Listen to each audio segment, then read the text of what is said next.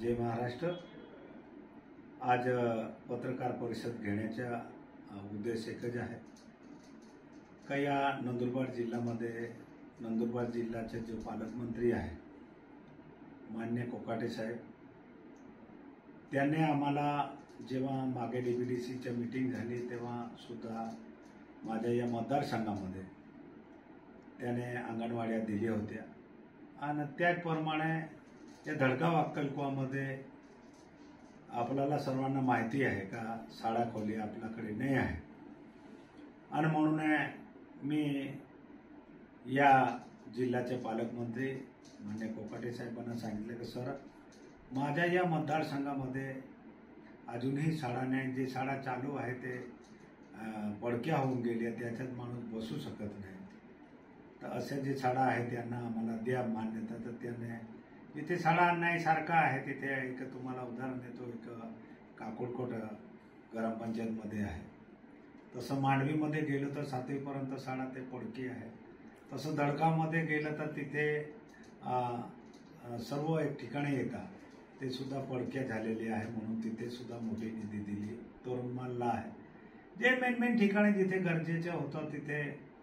मी मागणी केल्यानंतर या जिल्ह्याच्या पालकमंत्रीचा मी खास आभार व्यक्त करतो कोकाटे साहेबांनी का त्याने मला 10 कोटीची निधी डीपीडीसीमधून दिली। त्याच्यानंतर नगरपालिका क्षेत्रामध्ये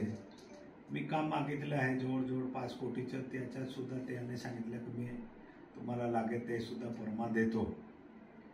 आणि तसं जलसंधारणाचे कामे आहे ते सोडून वेगवेगळे आम्ही जे कामे आमच्या भागात प्रत्येक ग्रामपंचायतीला आपण टँकर द्यायला पाहिजे आणि ते सुद्धा धडगावमध्ये 30 आहे, अक्कलकुवामध्ये 20 आहे, तर हे सुद्धा मागणी केली आहे। पण ते त्याच्याबरोबर आम्ही पालकमंत्री साहेबांना अजून दुसरी विनंती केली की माझा जो कार्यक्षेत्र आहे त्या कार्यक्षेत्रामध्ये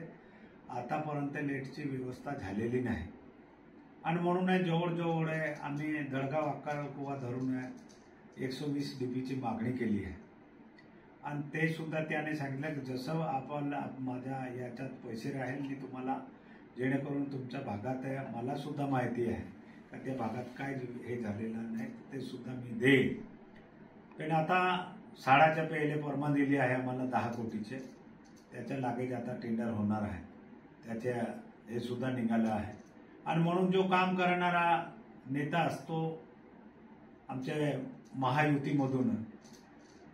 खास या राज्याच्या मुख्यमंत्री देवेंद्र फडणवीस साहेब, तत्कालीन उपमुख्यमंत्री एकनाथराव शिंदे साहेब आणि अजितदादा पवार यांच्या आशीर्वादाने या भागात महायुतीमधून एक आमदार म्हणून माझी जबाबदारी आहे। माझ्या मतदारसंघामध्ये जे जे विकास कामे आहे जे आजपर्यंत झालेले नाही ते कामे व्हायला पाहिजे, म्हणून शासनाकडे सुद्धा मी मागणी केली आहे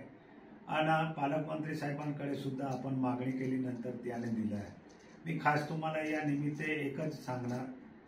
का पालकमंत्री साहेबांचे अभिनंदन करत असताना या जिल्ह्यामध्ये ज्या मतदारसंघामध्ये मी निवडून आलो धडगाव अक्कलकुवा, त्या मतदारसंघाच्या विकास कामे व्हायला पाहिजे, म्हणून या राज्याचं जो पालतत्व ज्याला राज्यपाल जो जबाबदारी आहे, आदिवासी समाजाचे पालतत्व म्हणून ज्याने जबाबदारी घेतली आहे त्यांना सुद्धा माझ्या मतदारसंघाचे आरोग्य, पाणी, वीज आणि जे शाळा, रस्ते,